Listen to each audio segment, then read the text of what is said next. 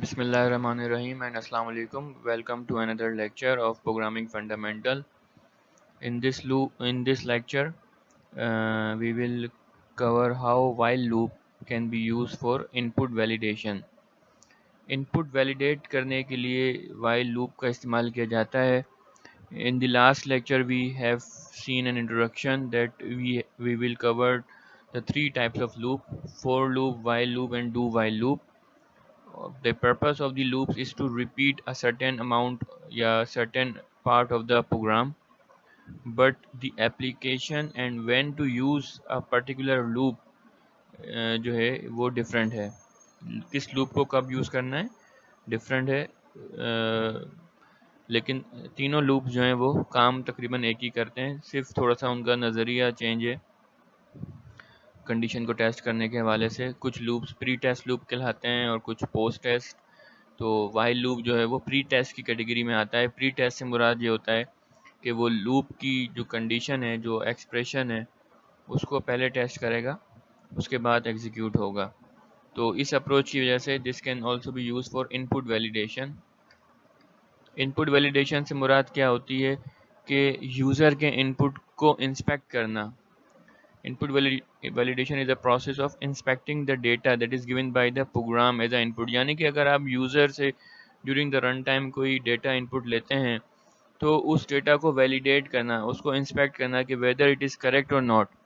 अगर वो करेक्ट है, अब डिपेंडिंग कि आप क्या सिचुएशन इम्प्लीमेंट कर रहे हैं. कुछ कंडीशंस में हम रॉन्ग डेटा के ऊपर प्रोग्राम को रिपीट कराते हैं. मिसाल के तौर पे मैं मेन्यू का प्रोग्राम बना रहा हूँ जिसके अंदर मैं यूज़र को मेन्यू डिस्प्ले करता हूँ और मैं एक्सपेक्ट करता हूँ कि यूज़र जो है वो 1 से लेके 4 तक के नंबर प्रेस करेगा. ठीक है, लेकिन अगर वो 1 से 4 तक के नंबर प्रेस नहीं करता तो मुझे उसको एक और मौका देना चाहिए, यानी कि मुझे उससे दोबारा नंबर का इनपुट लेना चाहिए. मुझे उसको बताना चाहिए कि आपने रॉन्ग इनपुट दिया है. बिल्कुल ऐसे ही आप कॉल सेंटर कॉल करते हैं और आप को जब मेन्यू सुनाया जाता है और आप कोई नंबर गलत प्रेस कर देते हैं तो वो आपको दोबारा मौका देता है, यानी कि वो आपके इनपुट को वैलिडेट कर रहा है prior to giving you further options. जैसे कि हमने लास्ट टाइम जो है क्लब मेंबरशिप का प्रोग्राम किया था पिछले चैप्टर के अंदर, तो उसमें वो आपसे पूछ रहा था कि भाई आप अपनी चॉइस बताएं, अडल्ट मेंबरशिप लेना है, चाइल्ड मेंबरशिप लेना है या सिटीज़न मेंबरशिप लेनी है, 1 2 3. अब अगर आप 1 प्रेस करते हैं तो फिर वो आपसे मंथ्स पूछ लेगा और भी मज़ीद मालूमात ले लेगा, यानी कि प्रोग्राम आगे चलेगा ट्रू कंडीशन के ऊपर. लेकिन अगर आप गलत इनपुट देते हैं तो उसे आपको दोबारा मौका देना चाहिए, and that's where the loop can come into the picture. तो लूप आपके इनपुट को वैलिडेट भी कर सकते हैं और वो दोबारा इनपुट ले सकते हैं. तो while loop can be use to create the input routine that reject the invalid data and repeat until the valid data is entered. यानी कि वही बात कि लूप्स के ज़रिए आप ऐसी रूटीन क्रिएट कर सकते हैं जो कि रिजेक्ट करे आपके इनवैलिड डेटा को और उस प्रोग्राम को दोबारा रिपीट करे और दोबारा इनपुट ले जब तक आप उसको वैलिड डेटा ना दे दें. तो ये एक जर्नल सूडो कोड है या जर्नल प्रोसीजर है कि आप क्या करेंगे. You have to read an input value. ठीक है, आप इनपुट वैल्यू को रीड करेंगे और फिर वाइल के लूप का इस्तेमाल करेंगे while the input is invalid, यानी कि जब तक इनपुट इनवैलिड है. फॉर एग्जांपल आपने यूज़र से कहा कि 1 से लेके 10 तक नंबर प्रेस कर दें, लेकिन वो 11 प्रेस कर देता है, यानी कि इनवैलिड है. तो while the number is greater than 10, तो ये इनवैलिड कंडीशन हो जाएगी. तो while the input is invalid, display error message और रीड द इनपुट अगेन. तो ये काम वो रिपीट करता रहेगा कब तक, जब तक उसको सही इनपुट नहीं मिल जाता. इसका एक प्रोग्राम देखते हैं, एग्जाम्पल देखते हैं. Enter the number less than 10, input लिया. ठीक है जनाब, अब क्या कह रहा है, while number greater than less than 10, sorry greater than equals to 10. ठीक है, यानी कि जब तक, वाइल का मतलब क्या है, जब तक नंबर बड़ा है या छोटा है, सॉरी बड़ा है या बराबर है 10 के. ठीक है, यानी कि अगर मैं, अब इन्होंने देखें पहले प्रॉम्प्ट मैसेज क्या लिखा है, इंटर अ नंबर, यानी कि आपका जो वैलिड नंबर है वो 10 से छोटा है. तो ये जो पार्ट है प्रोग्राम का ये एग्जीक्यूट नहीं होगा जब तक आप नंबर छोटा प्रेस करेंगे 10 से, तो आपकी जो वैलिड रेंज है वो 10 से लेस देन की है, या आपका जो मेन्यू है उसमें जो नंबर्स हैं लेट्स सपोज वो 10 से छोटे हैं, तो आप नहीं चाहेंगे कि आपका जो यूज़र है वो 10 से बड़ा नंबर प्रेस करे। लेकिन अगर वो कर देता है तो वाइल नंबर, जब तक नंबर बड़ा है 10 से, तो क्या करे भाई, उसको बताए आपने इनवैलिड एंट्री की है और उसको कहे कि दोबारा नंबर प्रेस करे। अब देखें यहाँ एक वेरिएबल का इनपुट दोबारा लिया जा रहा है जो कि बहुत ज़रूरी है। जिस तरह हमने लास्ट टाइम इंक्रीमेंट और डिक्रीमेंट ऑपरेटर देखे थे और हमने देखा था कि जो वाइल की बॉडी में इंक्रीमेंट या डिक्रीमेंट ऐसा होना चाहिए जो वाइल की कंडीशन को फॉल्स कर दे, तो यहाँ वो काम ये इनपुट कर रहा है। वो उस इनपुट का दोबारा यूज़र से प्रॉम्प्ट करके इनपुट लिया जा रहा है, उस वेरिएबल को दोबारा इनपुट लिया जा रहा है, ताकि हो सकता है इस बार कंडीशन फॉल्स हो जाए, हो सकता है इस बार वो 10 से कम नंबर प्रेस कर दे। तो जैसे ही नंबर 10 से कम प्रेस होगा तो ये वाला पार्ट स्किप हो जाएगा, और इसके बाद जो भी आगे प्रोग्राम है, लेट सपोज कोई मेंबरशिप का है या कोई कैलकुलेटर बनाया हुआ है, कुछ भी जिसके अंदर उस नंबर को यूज़ करना है वो आप यूज़ कर सकते हैं। तो इस पार्ट ने, यानी कि ये जो पार्ट है, part of the program validate your input, wrong input आपका प्रोग्राम में नहीं जा सका। इसी तरीके से इस प्रोग्राम को आप जो है ना, या वैलिडेशन को जो है वो आप पासवर्ड के हवाले से भी यूज़ कर सकते हैं, कि जब तक पासवर्ड नहीं सही मिलेगा तब तक आगे प्रोग्राम नहीं चलेगा। यही इसका फ्लो चार्ट है, ठीक है। और रीड किया इनपुट, डिसीजन लिया, अगर तो इनवैलिड है, हाँ इनवैलिड है, तो दोबारा एरर मैसेज किया, दोबारा इनपुट किया और वापस चला गया उसकी वैलिडेशन के ऊपर। अगर वैलिड नहीं, मतलब इनवैलिड नहीं है, नो है, तो फिर आगे प्रोग्राम चलेगा आपका। ये प्रोग्राम होमवर्क था लेकिन देख लेते हैं क्या है, तो थोड़ा समझा देता हूँ फिर आप इसको कर लीजिएगा। इसके अंदर ये प्रोग्राम काफ़ी जो है ना ब्लर हुआ हुआ है, लेकिन बहरहाल इसमें भी इनपुट वैलिडेशन ही है। हम इसको एग्जीक्यूट करके देखते हैं।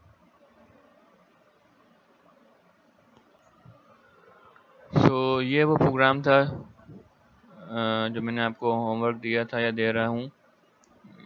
सिंपल इसको एग्जीक्यूट करके इसको अंडरस्टैंड करना है, ठीक है जनाब। तो ये भी एक इनपुट वैलिडेशन की एग्जांपल है। This program calculate the number of soccer teams that the youth league में create from the number of available player. यानी कि इसमें क्या मामला है कि इसमें कुछ प्लेयर्स अवेलेबल हैं और उनको टीम्स में डिवाइड करना है, तो कितनी टीम्स बन सकती हैं, ठीक है। तो इसमें इनपुट वैलिडेशन को डिमॉन्स्ट्रेट किया जाएगा।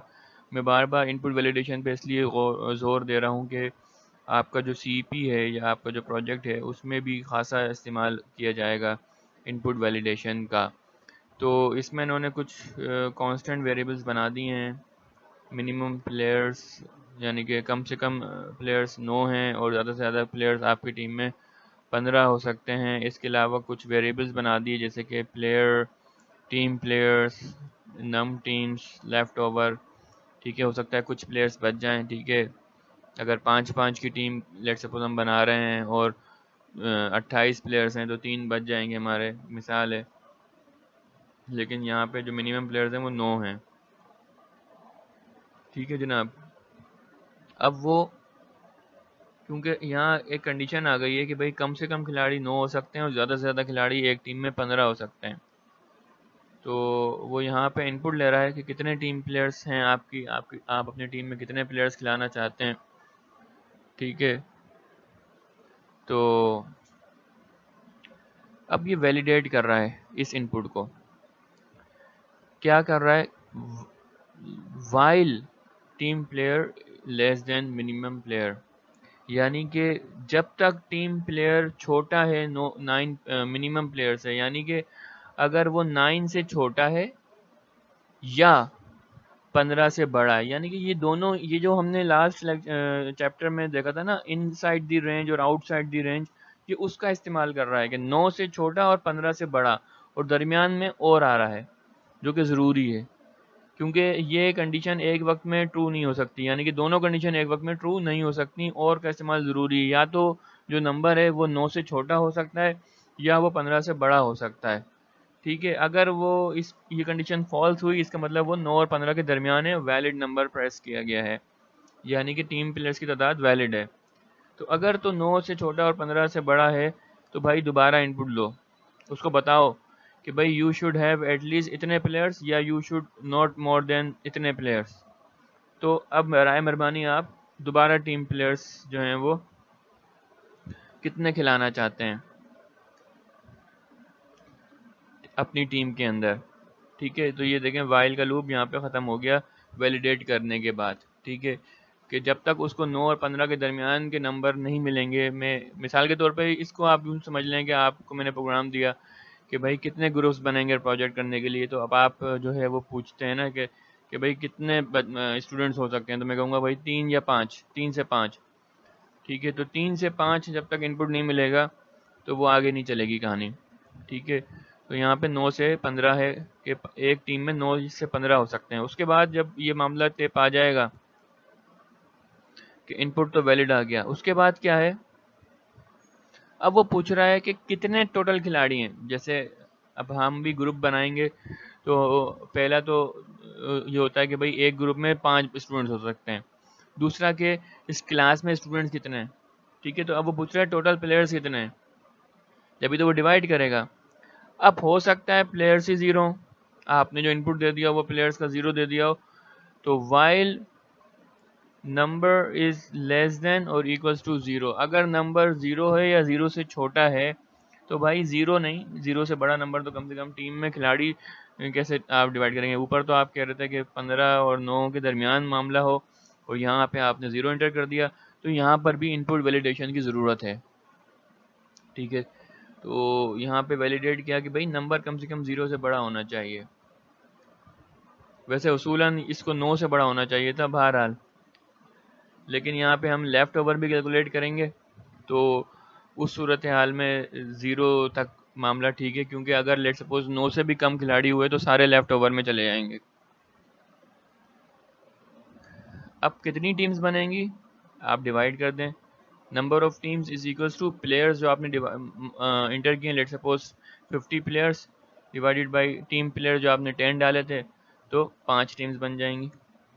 ठीक है, लेफ़्ट ओवर का कैसे कैलकुलेट कर रहा है ये, अगर फॉर एग्जांपल जो नंबर ऑफ प्लेयर्स हैं वो एग्जैक्टली डिवाइड नहीं हो पा रहे इससे, मिसाल के तौर पे आपने नंबर ऑफ प्लेयर्स डाल दिए 51 और टीम प्लेयर्स आपने डाल दिए 10, तो एक रिमेनिंग है, एक जो है वो रिमाइंडर है जिसको हम कैप्चर कर सकते हैं मॉड्यूलस ऑपरेटर से।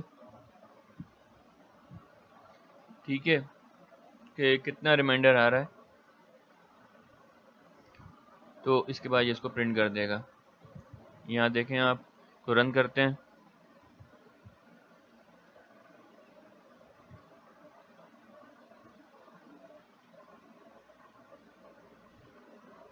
कितने खिलाड़ी आप एक टीम में खिलाना चाहते हैं, तो मैंने लिख दिया 8। तो देखें इसने मुझे वहीं रोक दिया और दोबारा इनपुट ले रहा है कि भाई कितने खिलाड़ी खिलाना चाहते हैं, क्योंकि कम से कम 9 और ज़्यादा से ज़्यादा 15 होने चाहिए। मैंने कहा मैं 11 खिलाना चाहता हूँ, तो 11 खिलाना चाहता हूँ और मेरे पास 50 खिलाड़ी हैं टोटल। ठीक है जनाब, तो इसने बताया कि जो हैं वो 4 टीम्स बन जाएंगी, क्योंकि 4 टीम्स बनेंगी तो वो बन जाएंगी 44 प्लेयर्स की, तो फिर जाहिर सी बात है 6 प्लेयर्स लेफ्ट ओवर हो जाएंगे। ठीक है जी, तो ये एक अच्छी एग्जांपल थी इनपुट वैलिडेशन की। ये बुक का 5.5 प्रोग्राम था, इसको देख लीजिएगा मज़ीद अगर समझ में ना आया हो। ये कुछ और चेक पॉइंट्स हैं रिगार्डिंग द इनपुट वैलिडेशन, वो कर लीजिएगा। काउंटर्स, काउंटर्स क्या हैं, counters basically the name of the variable. आप इस चैप्टर का जब आगाज़ हुआ था तो हमने लूप की बॉडी में एक वेरिएबल लिखा था जिसको हम इंक्रीमेंट या डिक्रीमेंट करते थे, जिसका सोल मकसद क्या होता था कि वाइल की कंडीशन को फॉल्स बना देना। तो ऐसे वेरिएबल को ना बेसिकली काउंटर वेरिएबल कहते हैं या लूप कंट्रोल वेरिएबल कहते हैं। काउंटर इसलिए कहते हैं कि ये काउंट कर रहा होता है नंबर ऑफ इटरेशंस। ठीक है, अगर आप इसकी वैल्यू को देखेंगे तो आपको पता चल जाएगा कि लूप कितनी दफ़ा चला है, जितनी दफ़ा ये इंक्रीमेंट हुआ है उतनी दफ़ा लूप चला है। तो a counter variable basically incremented or decremented each time the loop repeats, also known as a loop control variable। Loop की बॉडी में आने से पहले आपको इसको इनिशियलाइज़ कराना ज़रूरी है, क्योंकि लूप की बॉडी में अगर करा देंगे तो बार बार वो अपनी इनिशियल वैल्यू पर आ जाएगा। इस प्रोग्राम को देखते हैं कि कैसे एक दोबारा बेसिकली इस तरह के हम प्रोग्राम देख चुके हैं, लेकिन इसमें ख़ास तौर पे काउंटर वेरिएबल को देखेंगे। ठीक है, इसमें एक नम वेरिएबल है जिसकी इनिशियल वैल्यू जो है वो मिनिमम नंबर है जो कि 1 है। ठीक है, उसके बाद नंबर और नंबर का स्क्वायर प्रिंट किया जा रहा है स्क्रीन के ऊपर। तो while num less than equals to maximum number, यानी कि जब तक नम जो कि अभी 1 है वो 10 या 10 से छोटा रहे, तो ये कंडीशन है। जब तक ये कंडीशन दुरुस्त रहेगी, ट्रू रहेगी, तो हम जो भी लूप की बॉडी में लिखेंगे वो काम एग्जीक्यूट होता रहेगा। तो what we are doing, we are printing the num, यानी कि जो ओरिजिनल नंबर है 1 अभी 1 प्रिंट होगा। फिर स्लैश टी जो स्केप सीक्वेंस है उससे 2 टैब्स का फासला आ जाएगा, 2 दफ़ा यूज़ किया गया है। उसके बाद हम क्या कर रहे हैं, नम स्टैटिक नम, यानी कि num into num, num multiply by num, तो नम का स्क्वायर प्रिंट कर रहे हैं। और फिर नम को इंक्रीमेंट कर देते हैं, यानी कि अभी क्या प्रिंट होगा 1 और 1 का स्क्वायर। उसके बाद नम इंक्रीमेंट हो जाएगा, 2 हो जाएगा, कंडीशन ट्रू है, 2 और 2 का स्क्वायर, फिर 3 का स्क्वायर, इस तरह करते करते 10 तक पहुंचेगा। ठीक है, 10 प्रिंट किया, 10 के बाद इसको कर दिया उसने 11, और 11 के बाद जब चेक करेगा तो 11 कंडीशन फॉल्स हो जाती है। तो यहाँ जो नम का वेरिएबल है ये एक काउंटर वेरिएबल के तौर पे इस्तेमाल किया जा रहा है। तो इससे हम ये भी अंदाज़ा लगा सकते हैं कि लूप कितनी दफ़ा चल रहा है। Next topic is the do while loop. ठीक है, ये this is the second type of the loop which we will learn in this chapter. The while loop जो हमने पढ़ा था वो प्री टेस्ट लूप था, लेकिन डू वाइल लूप जो है वो पोस्ट टेस्ट लूप है।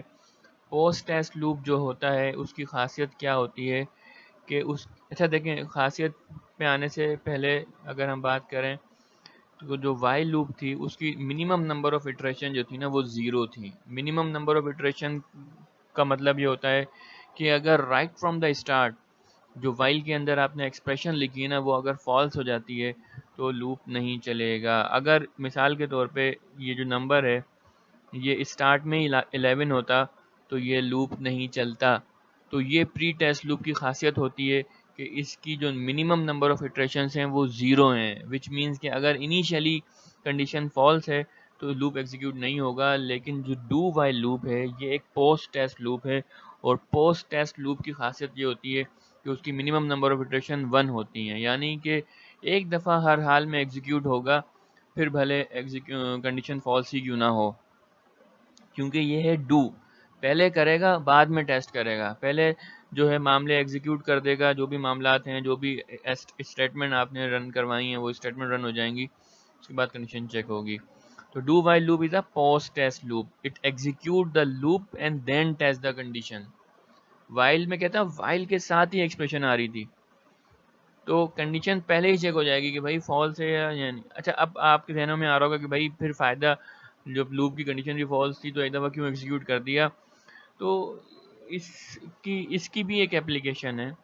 बहुत सी ऐसी मामलात हैं कि जहाँ पे आप चाहोगे कि आप जो है वो कम से कम एक दफ़ा तो भाई वो चीज़ एग्जीक्यूट कर दें, और ये भी तकरीबन जो है मेन्यूज़ में यूज़ होता है। कि मिसाल के तौर पे मैंने एक हेल्पलाइन का नंबर डायल किया, ठीक है, और वो मुझे एक मेन्यू सुनाता है और मैं नंबर गलत प्रेस कर देता हूँ। तो अब आप देखें कि जो उसका मेन्यू था कि 1 प्रेस करो, 2 करो, 3 करो, 4 करो, यानी कि लेट्स सपोज की कंडीशन ये थी कि मैं नंबर 10 से छोटा प्रेस करूँ, लेकिन मैंने 11 प्रेस कर दिया, कंडीशन मेरी फॉल्स है, फर्स्ट टाइम में ही फॉल्स है, लेकिन उसने मुझे मेन्यू तो सुनाया ना। तो जब आप चाहेंगे कि यूज़र को कम से कम एक दफ़ा मेन्यू डिस्प्ले करा दिया जाए, भले फिर वो रॉन्ग इनपुट दे, ठीक है, तो ऐसी कंडीशन में आप डू वाइल यूज़ करेंगे। तो do while is a post test loop, जहाँ पे आप चाहेंगे कि आपकी स्टेटमेंट या एक्सप्रेशंस एक दफ़ा रन हो जाएं even the condition is false. इसका जर्नल सेंटेक्स क्या है, आप लिखेंगे डू, कोई सेमीकोलन वगैरह नहीं है डू के साथ, और डू के बाद आप स्टेटमेंट या block of statement in this bracket, या तो एक ही स्टेटमेंट लिख दें डू के बाद इमीडिएटली दूसरी लाइन के ऊपर, या फिर इस तरह के ब्रैकेट बना के डू की बॉडी बनाई जा सकती है। तो जो कुछ डू की बॉडी में होगा या डू के नीचे होगा वो एक दफ़ा रन हो जाएगा। रन होने के बाद वो देखें वाइल के पास आएगा और वाइल की एक्सप्रेशन चेक करेगा और यहाँ देखें सेमीकोलन है। वाइल लूप के अंदर क्या मामला था, वाइल के साथ सेमीकोलन नहीं था क्योंकि semicolon is like a full stop.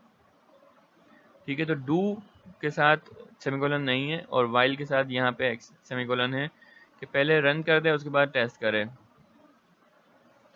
ये इसका फ्लो चार्ट है, यहाँ से स्टेटमेंट रन होंगी। ये डू की बॉडी है मिसाल के तौर पे, अगर कंडीशन ट्रू है तो दोबारा रन कर देगा, ठीक है, फिर टेस्ट करेगा, फिर दोबारा रन कर देगा। जैसे ही फॉल्स होगी तो ये नीचे आ जाएगा। एक एग्जांपल करते हैं डू वाइल की।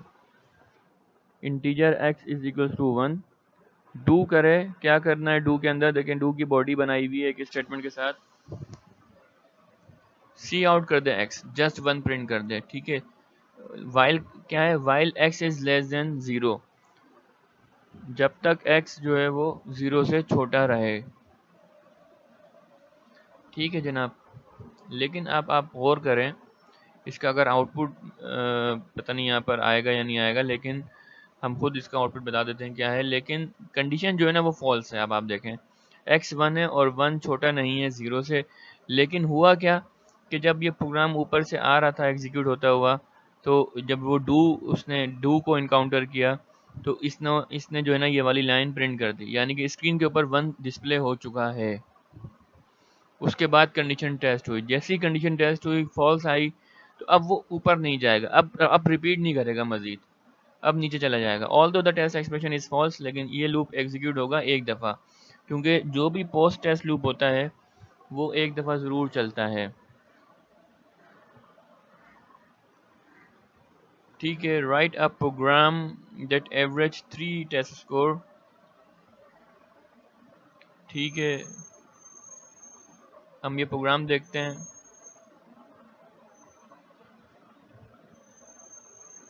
This program average the 3 test score, it repeat as many times as the user wish. यानी कि मिसाल के तौर पे आपके 3 क्विज़ होते हैं और आप एक प्रोग्राम बनाते हैं जो कि उन तीनों क्विज़ के स्कोर की एवरेज कैलकुलेट करके देगा। इस प्रोग्राम की नौयत ये है कि भाई एवरेज कैलकुलेट करके दो, ठीक है, और रिपीट कब तक करो जब तक यूज़र चाहता है।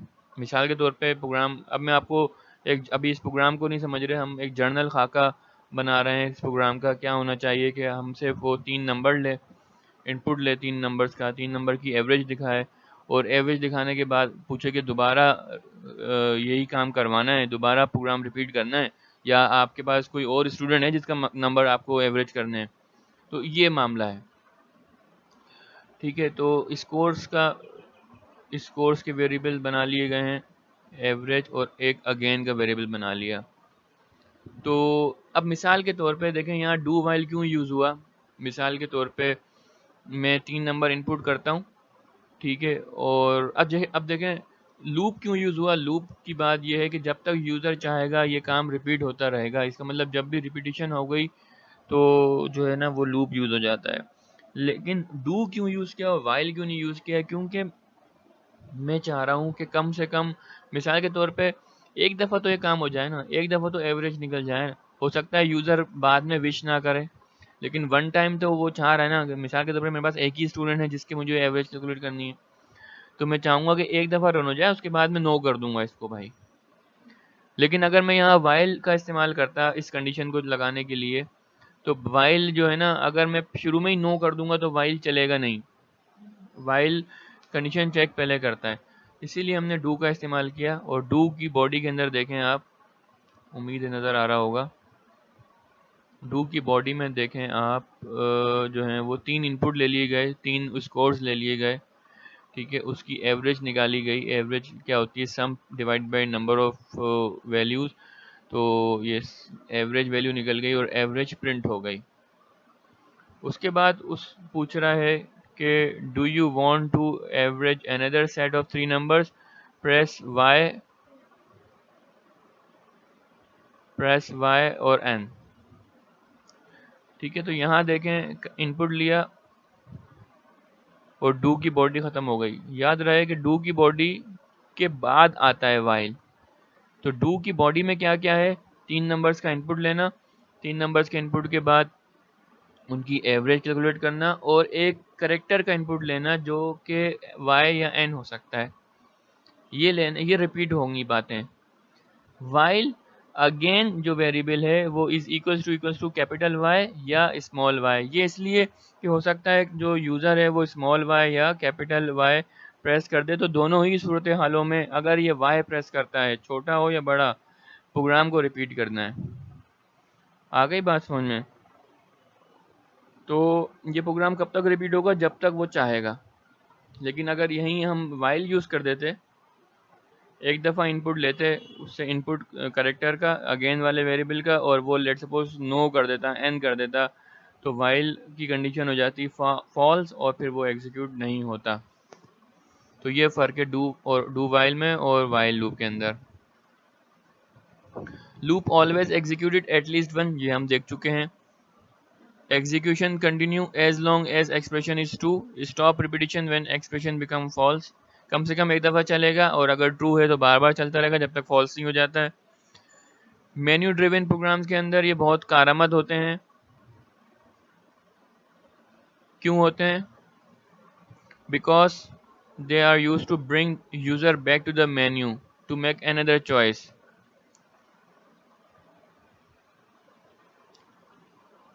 या जब आप, जो मैंने आपसे बात की कि आप कम से कम एक दफ़ा मेन्यू ज़रूर दिखाना चाहते हैं, ठीक है, जो मेंबरशिप वाला प्रोग्राम था वो अब आप इस डू वाइल लूप से भी कर सकते हैं, ठीक है।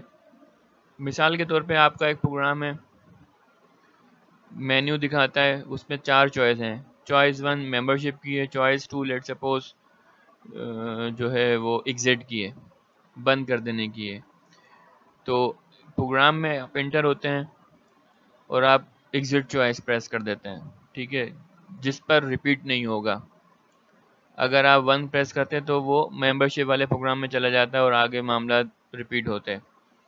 तो यहाँ वाइल लूप यूज़ नहीं करेंगे आप, क्योंकि वाइल तो लूप की बॉडी में आने ही नहीं देता जब तक कंडीशन ट्रू नहीं होती, ठीक है। ये कुछ प्रिडिक्ट द आउटपुट के सवाल हैं। इंटीजर काउंट 10, ठीक है, काउंट की वैल्यू 10 है, ठीक है जनाब, और हेलो वर्ल्ड प्रिंट हो रहा है और काउंट प्लस प्लस हो रहा है, ठीक है। तो ये लूप कितनी दफ़ा चलने वाला है, सोचें और फिर मुझे बताएं, ठीक है। अब इन काउंट है 10 और 10 1 से छोटा नहीं है, लेकिन एक दफ़ा इसने हेलो वर्ल्ड प्रिंट कर दिया है, ठीक है। ये कुछ और प्रोग्राम्स हैं। अब देखें v इज टू 10, डू करे काउंट v, ठीक है, यानी कि 10 प्रिंट कर दे, और यहाँ पे आके चेक किया तो पता चला कि भाई v तो छोटा होना चाहिए 5 से, तो अब ये मज़ीद आगे प्रिंट नहीं करेगा, ठीक है। इसी तरीके से ये तीसरा प्रोग्राम है, ये आप देख लीजिएगा इसका क्या आउटपुट आता है, ठीक है। तो that's come to the end of this lecture. Hopefully आपको समझ में आए होंगे ये दोनों लूप्स, नहीं आए हों तो इसकी प्रैक्टिस करें, बुक में एग्जाम्पल्स हैं वो देखें, कोड ब्लॉक पे प्रैक्टिस करें, नहीं तो हमारा जो लाइव सेशन होता है उसमें आके आप अपनी क्यूरीज जो है वो डिस्कस कर सकते हैं। In the next lecture we will start another type of loop, that is the for loop, ठीक है जी। अल्लाह हाफिज़।